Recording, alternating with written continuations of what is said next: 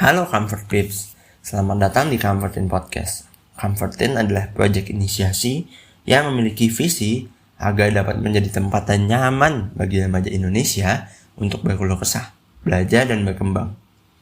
Dalam podcast ini, kita bakal ngebahas topik seputar keremajaan, isu-isu yang hadir dan di kalangan remaja. Mulai dari keluarga, pertemanan, performa akademik, aktualisasi diri, sampai orientasi masa depan.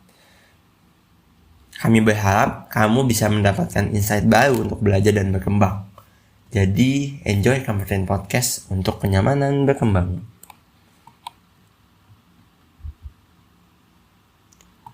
Pada episode sebelumnya, kita udah ngobrol tentang demotivasi. Nah, seperti yang gue janjiin juga, kali ini gue bakal bahas salah satu buku yang keren banget, yang ditulis oleh Barbara Oakley, dengan judul Learning How to Learn. Buku ini bakal menjadi follow up dari keresahan lu sebelumnya tentang demotivasi belajar. Sesuai judulnya, buku ini meminta kita buat belajar caranya belajar. Kenapa begitu? Sebab belajar itu kan kegiatan ya.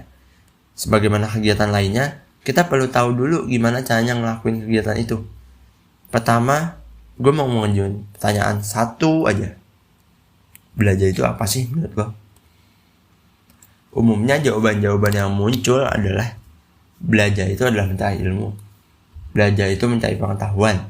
Atau ada juga yang mungkin bilang bahwa belajar itu adalah mencari pengalaman. Ya, itu semua betul. Simpelnya, belajar itu adalah kegiatan yang kita lakukan dengan tujuan untuk mencari atau mengetahui sesuatu yang baru. Baik itu ilmu atau pengalaman. Kita semua sepakat soal hal itu. Tapi nih, kadang yang jadi permasalahan itu, kenapa ketika kita belajar, kita kok nggak kunjung dapat ilmunya ya? Atau kita kesusahan untuk mencerna pengetahuan yang baru kita dapatkan. Kita malah bingung, dan pada akhirnya kita jadi malas belajar karena nggak paham-paham. Setiap permasalahan itu pasti ada penyebabnya. Bisa jadi lu nggak konsentrasi, bisa jadi lu banyak terdistract, atau bisa jadi cara belajar lu gak sesuai dengan tipe lu. Setiap orang kan punya gaya belajarnya masing-masing nih. Ada yang mungkin dari lu semua itu tipenya adalah audio, yakni banyak mengandalkan pendengaran sebagai jalur utama masuknya informasi. Atau ada juga yang visual, melalui apa-apa yang dilihat. Atau ada juga yang kinestetik, melalui praktek, atau banyak melakukan aktivitas-aktivitas yang sifatnya motorik.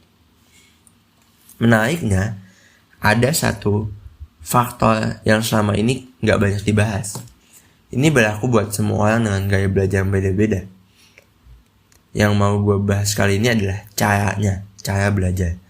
Yang mana mungkin sebagian orang bilang bahwa kalau kita belajar itu, kita tahu caranya belajar itu berdasarkan gaya belajar kita.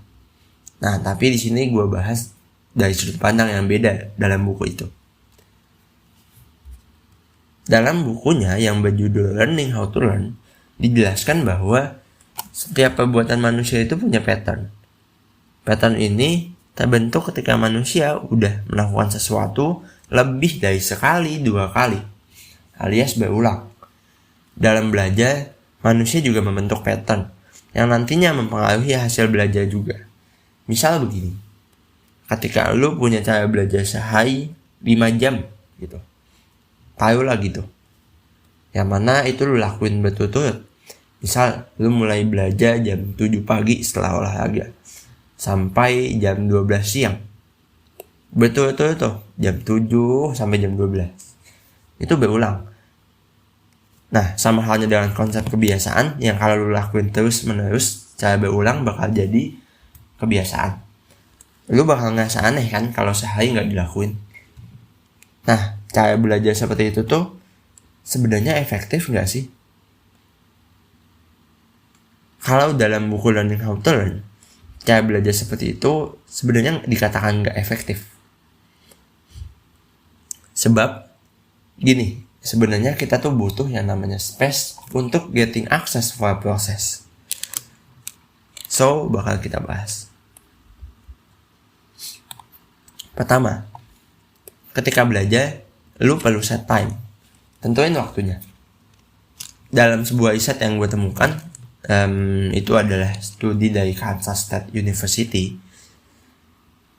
bilang begini risetnya. Untuk memberikan spesifik waktu untuk belajar itu adalah hal yang penting. Kita direkomendasikan seperti itu, untuk ngasih waktu belajar spesifik. Alasannya agar dapat tetap fokus pada satu topik. Karena pada dasarnya, otak kita hanya dapat menyerap informasi secara efektif selama 15 menit pertama dan 15 menit terakhir. Ketika belajar, jadi bisa banget nih lu set time 30 menit buat belajar. Setelah 30 menit itu, ambil istirahat sejenak. Jangan melakukan kegiatan lain, apapun itu, yang sifatnya adalah menyegarkan daya ingat lu. Misalnya nih, lu bisa membaca satu bab dari novel favorit yang belum selesai dibaca. Atau menyanyikan 2 buah lagu aja sebentar, bareng 10-15 menit. Kita perlu menyerap informasi separuh demi separuh. Sehingga sebenarnya itu lebih mudah dilakukan dibandingkan dengan menyerap seluruhnya secara langsung gitu dalam waktu yang lama. Supaya kenapa? Supaya lu dapat memaksimalkan kinerja otak di 30 menit selanjutnya. Jadi butuh tuh yang namanya istirahat. Nah, karena tadi gue bilang perbuatan itu punya pattern, jadi better lu jadiin cara ini sebagai rutinitas deh. Oh iya, satu lagi nih. Ada juga tips yang namanya recall. Yang disebutkan dalam buku ini, recall artinya adalah biasakan nih lu melakukan sedikit review setiap beberapa waktu ketika dalam fase belajar. Misal lu belajar seminggu, di akhir pekan, di minggu sore atau malam gitu, lu bisa tuh ambil 1-2 jam untuk sekedar cek buku atau membaca cepat. Nah, bakal lebih baik kalau lu tipe yang suka nulis. Jadi tinggal baca tulisan lu aja deh.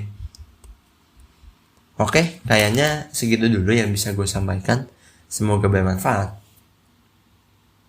Sampai jumpa di episode ketiga.